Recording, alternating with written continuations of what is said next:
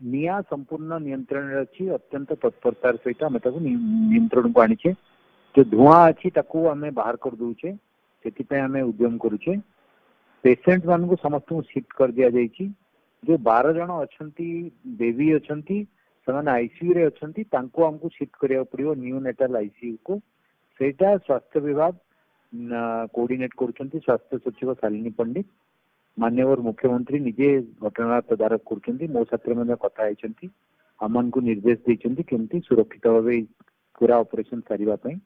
आम आगामी अध घंटे भितर यहाँ पूरा सारी ऑपरेशन आम 3टी यूनिट लगी बर्तमान आमर जहाँ प्रायोरिटी अच्छी सुरक्षित भाव निया को आम नियंत्रण कले